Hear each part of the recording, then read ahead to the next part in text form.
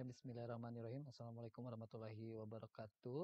Eh, untuk kali ini kita akan coba bahas terkait dengan satu instrumen, yaitu pemeriksaan imunoserologi ya. Instrumennya adalah ELISA, yaitu Enzyme Linked Immunosorbent Assay. Nah, alat ini merupakan suatu instrumen yang digunakan untuk imunoassay berlabel ya. Jadi untuk imuno itu kaitan dengan imunoserologi yang nanti bisa deteksi adalah komponen dari imunoserologi gitu ya, bisa antigen ataupun antibodi. Nah, di sini imunoassay ini nanti termasuk imunoassay yang berlabel dan dianggap sebagai gold standard atau baku emas dalam pemeriksaan imunoassay. Jadi dalam pemeriksaan imunoserologi, ELISA ini dianggap sebagai gold standard.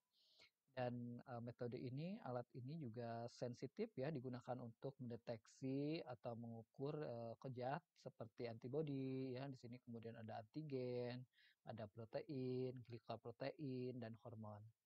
Nah, deteksi ini dilakukan dengan mengkomplekskan ya. Jadi mengkomplekskan antara antigen dan antibodi. Jadi nanti membentuk suatu ikatan gitu ya antara antigen antibodi di mana di ikatan antigen antibodi ini merupakan ikatan yang komplement ya, yang spesifik. Nah, nanti hasil ikatan ini akan diukur ya, diukur untuk mengetahui konsentrasinya. Ini digunakan untuk mendiagnosa penyakit infeksi seperti HIV ya, nanti dideteksi adalah suatu antibodinya yaitu antibodi HIV, kemudian tes kehamilan yaitu untuk hormon HCG, kemudian golongan darah, antigen ataupun antibodi COVID-19. Nah, dilihat bahwa di sini ada mikroplet dan mikroplet ini adalah suatu medium yang digunakan untuk mereaksikan antigen antibodi pada pemeriksaan ELISA. Di sini satu plet ini terdiri dari 96 well ataupun sumuran dan di sinilah tempat tadi ya reaksi antigen antibodi terjadi. Nah, kalau kita lihat satu sumuran kita zoom perbesar, maka di dalamnya ada analit ya yang diukur, kemudian ada antibodi primer, antibodi sekunder yang dilabel oleh enzim. Nah, inilah immunoassay label itu adalah memang karena memang ada antibodi yang dilabel oleh enzim gitu ya. Nah, di mana enzim ini yang digunakan contohnya adalah HRP atau horse radish peroksidase atau juga bisa menggunakan enzim lain yaitu seperti alkali fosfatase di mana nanti substrat yang merupakan senyawa kromogen dengan bereaksi dengan HRP nanti membentuk suatu produk yang produknya itu nanti berwarna. Nah, ini bisa terlihat warna-warna kuning ini menunjukkan hasil dari produk reaksi warna ya antara substrat dengan enzim yang berikatan dengan tadi analit ataupun antibodi primer. Nah, warna kuning yang terbentuk ini salah satu contohnya ya. Warna kuning yang terbentuk ini mengindikasikan adanya target protein ataupun antibodi ataupun antigen yang memang kita deteksi gitu ya. Dan di mana semakin tinggi ataupun konsentrasinya ya analit yang kita deteksi itu semakin tinggi, maka nanti warnanya ini warna yang dihasilkan atau warna yang dihasilkan dari reaksinya ini akan semakin pekat.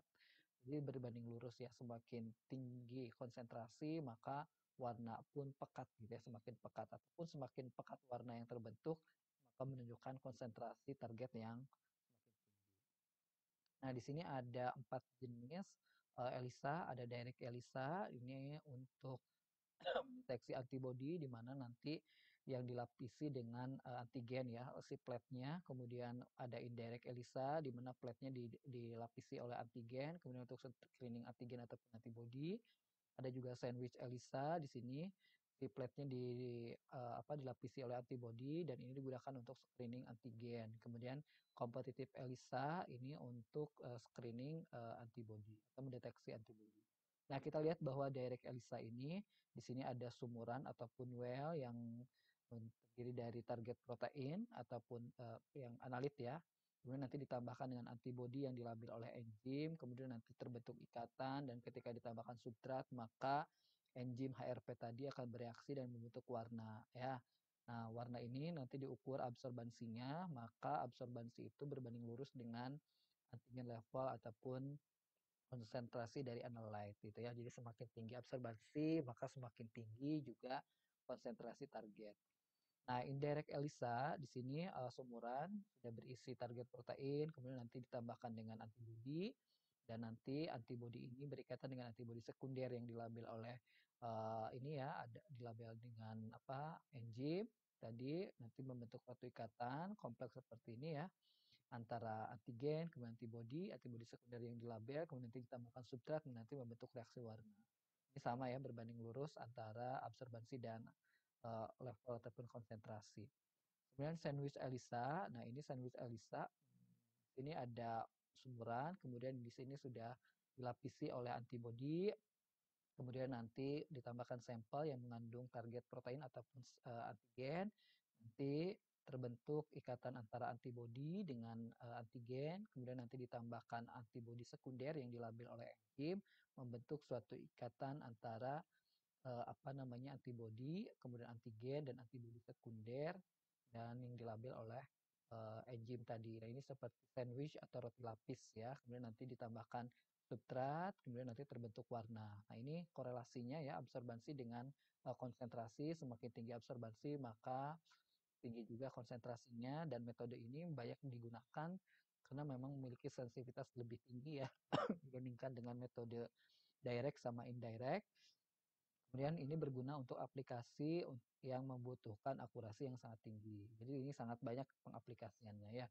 Kalau selanjutnya terakhir di sini ada metode kompetitif ELISA, di mana kompetitif ELISA di sini ada sumuran yang sudah dilabel oleh antibodi, kemudian nanti ditambah dengan target ataupun sampel dan ditambah dengan enzim ya.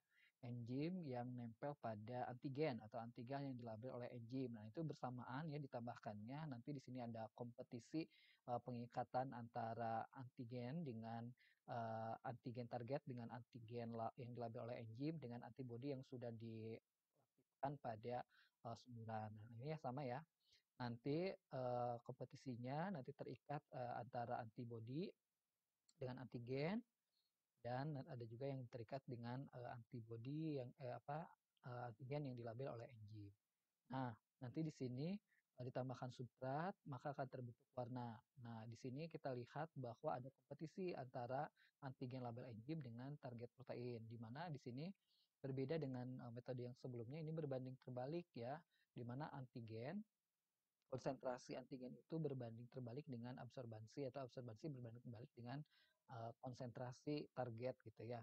Di mana semakin rendah semakin rendah konsentrasi semakin rendah nilai absorbansi maka semakin tinggi konsentrasi ya atau semakin tinggi absorbansi maka konsentrasi juga semakin rendah. Nah, ini berbanding terbalik karena di sini ada kompetitif ya. Di sini biasanya digunakan untuk mengukur molekul yang kecil seperti histamin ataupun pestisida. Di sini alurnya bahwa prosedurnya itu mikroplet nanti yang sudah dilabel oleh antibodi ini nanti ditambahkan sampel maka terjadi ikatan antigen antibodi dan nanti ada pencucian dan ikatan antibodi ini tadi komplement contohnya kalau dalam pemeriksaan HBsAg ya berupa antigen hepatitis B itu nanti berikatan dengan suatu antibodi yaitu antibodi HBs ya anti HBs. Nah, selanjutnya nanti pencucian ini adalah yang pertama, pencucian pertama itu untuk menghilangkan komponen yang tidak berikatan dengan antibodi, gitu ya, sehingga nanti ikatannya hanya ini saja, kemudian ada penambahan antibodi sekunder, kemudian nanti terbentuk kompleks antara antibodi, antigen, kemudian antibodi sekunder yang dilabel oleh enzim. Kemudian nanti proses pencucian untuk menghilangkan kelebihan antibodi sekunder yang tidak berikatan dengan antigen. Kemudian nanti penambahan substrat yaitu berupa kromogen nanti sehingga terbentuk warna ya, kompleks warna. Kompleks warna inilah yang akan dibaca kemudian nanti dihitung konsentrasinya. Nah, alatnya ada beberapa di sini ada micropet reader untuk membaca absorbansi, kemudian micropet washer yang tadi mencuci, kemudian ada liquid dispensing system ini bisa menggunakan micropipet multi channel ya. Jadi dia bisa memipet dengan beberapa bentuk sumuran beberapa sumuran gitu ya. Kemudian ada inkubator. Nah, alat instrumen di kita inkubatornya sudah terpasang pada microplate washer ya sudah digabung include. Nah, ini alatnya ELISA reader. ELISA reader ini prinsipnya sama seperti spektrofotometer di mana nanti ada sumber cahaya kemudian dilewatkan pada microplate well, kemudian nanti ada yang diserap dan absorbansi itulah yang diukur ya menjadi akan di nanti akan di calculation menjadi konsentrasi. Nah, di sini panjang gelombangnya yang digunakan adalah menggunakan panjang gelombang visible yaitu 400 sampai 750 nanometer. Dan ini persyaratan pemasangannya, lingkungannya harus bersih dan bebas debu, meja kerja stabil ya, tidak boleh ada sumber getaran, makanya tidak boleh menyatu dengan alat sentrifuge ya. Kemudian sumber pasokan listrik juga harus stabil. Nah, ini perawatan dasar, periksa sensor, kemudian pastikan pencahayaannya bersih, pastikan kalibrasi ya bahwa pengukurannya sesuai. Kemudian sebelum digunakan itu harus dinyalakan dulu kurang lebih 30 menit. Kemudian periksa sistem geser laci otomatis ya. Nah, yang sistem geser itu ini ya, ini nanti akan bergeser masuk keluar masuk, nah itu harus dipastikan berjalan dengan baik. Kemudian pemeliharaan triwulan ini verifikasi stabilitas lampu, kemudian bersihkan sistem optik ya, detektor, kemudian bersihkan laci platnya, kemudian verifikasi keselarasan setiap sumuran dengan emisi cahaya. Selanjutnya ini Alisa Wasser. Alisa Wasser tadi ini Alisa Wassernya di sebelah sini, kemudian ini inkubatornya ya. Nah, ini persyaratannya sama ya seperti Elisa Reader pengukurannya yang pertama. Nah, ini perawatan dasarnya adalah verifikasi volume ya, yang setiap hari itu cek volumenya harus tepat, pencucian dan penghisapannya, kemudian uji keseragaman pengisian, kemudian verifikasi gitu ya, kemudian konfirmasi pembersihan persediaan jarum dan jarum ekstraksi ya, konfirmasi kebersihannya, kemudian bersihkan washer plate dengan air suling, kemudian jarumnya disimpan direndam dengan air suling, kemudian pastikan badan washer telah dibersihkan ya, tidak boleh kena debu gitu ya. Kemudian pemeliharaan triwulannya bongkar dan bersihkan satuan dari konektor satuan dan konektor saluran, bersihkan saluran dan konektornya. Kemudian fungsinya apakah sesuai ataukah ada bocor ataukah ada korosi ya pengerakan. Kemudian verifikasi fungsi komponen mekaniknya, kemudian uji penyesuaian masing-masing dari subsistem, kemudian konfirmasi integritas konektor listriknya ya, kabelnya apakah tersambung nyala gitu ya, bersihkan reader dengan air suling, kemudian verifikasi integritas dari sikringnya gitu ya. Nah, ini digunakan untuk beberapa macam ya, beberapa macam aplikasi di sini untuk diagnosa pengukuran antibodi di dalam darah. Contohnya auto antibody, contohnya di sini ada anti dsDNA, anti DS1, kemudian ANA ya. Di sini selanjutnya ada antibodi infeksius ya. Dari infeksius bisa dari antibakteria, antiviral, ya, antivirus ya, kemudian antifungal, jadi jamur, nah, bisa juga hepatitis A, B, C, dan HIV. Kemudian bisa juga mengestimasi dan mendeteksi mengukur tumor marker atau penanda tumor. Di sini contohnya adalah PSA, kemudian CA, kemudian bisa juga digunakan untuk mendeteksi atau mengestimasi hormon, kadar hormon. Di sini bisa contohnya hormon LH, FSH, testosteron, prolaktin, dan HCG ya. Kemudian bisa juga penyakit yang outbreak ya ataupun epidemis di sini seperti kolera, HIV, influenza ya, kemudian COVID-19 juga ya bisa. Kemudian mendeteksi exposure atau paparan ini ya. Nah, contohnya di sini HIV, limb disease dan hepatitis ya. Kemudian atau mendeteksi ini maksudnya yang menular ya. Kemudian screening pada donor darah ya di sini untuk melihat apakah ada kontaminasi virus atau tidak. Contohnya di sini anti HIV 1-2 ya, kemudian anti HCV, hepatitis C, dan HBsAg untuk hepatitis B ya. Di sini deteksi obat juga bisa, contohnya amfetamin, metamfetamin, kokain ya, contoh yang lainnya. Dan ini adalah bagaimana pemeriksaan ELISA ya, SARS-CoV-2 menggunakan metode ELISA. Di sini menggunakan microplate ELISA yang sudah dilapisi oleh antigen SARS-CoV-2. Kemudian nanti ditambahkan sampel yang mengandung antibodi dari SARS-CoV-2 ya. Untuk ini untuk mengukur antibodi sehingga nanti terikat ikatan kompleks antara antigen dan antibodi. Selanjutnya nanti ditambahkan antibodi sekunder ya, konjugat di sini yang mengandung antibodi sekunder yang dilabel dengan enzim. Selanjutnya nanti ditambahkan substrat. Nah, ini nanti ada kompleks ikatan antara antibodi antigen, kemudian antibodi dan antibodi sekunder yang dilabel oleh enzim. Dan di sini ada substrat, kemudian nanti membentuk reaksi, ya reaksi karena tadi mengandung senyawa kromogen ya, membentuk warna dan nanti diinkubasi, kemudian nanti terbentuk warna ya. Warna itu diukur menggunakan alat ELISA reader untuk mengetahui konsentrasi ataupun kadarnya. Nah, itu nanti langsung muncul ya.